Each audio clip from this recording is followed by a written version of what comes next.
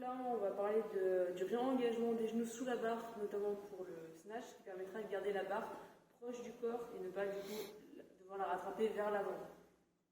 Ok, impeccable. Donc on va travailler sur différentes postures, à savoir que ce travail que l'on va faire en snatch est ensuite transférable en clean.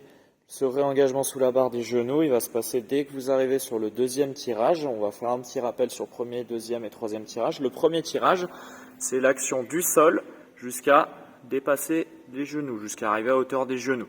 Deuxième tirage, on l'effectue du dépassement des genoux jusqu'à réengager les jambes.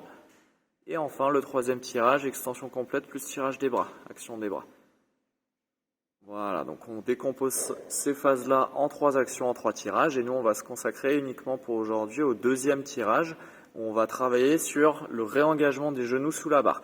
Donc entre le premier et le deuxième tirage, là, ce que fait Ornella, c'est très bien. L'idée, c'est d'effacer les genoux sous la barre, puis ensuite, vous voyez, de les faire glisser en dessous.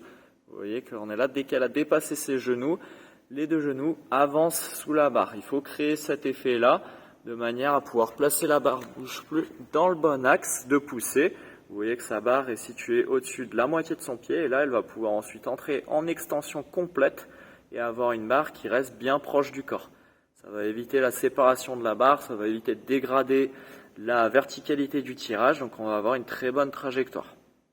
Donc ça, c'est applicable aussi sur votre clean. Et la deuxième chose à mettre, qui est très importante sur ce réengagement des genoux sous votre barre, c'est sur vos quadriceps. Ça va vous permettre de créer un étirement sur les quadris lorsque vous amenez les genoux sous la barre.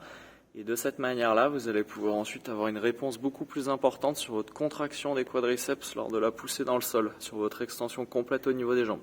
Donc en résumé, ça veut dire une extension beaucoup plus forte, en plus d'une trajectoire corrigée. Comment le travailler? Départ des genoux pour le bosser en hang, et vous faites du hang snatch pull, tout simplement.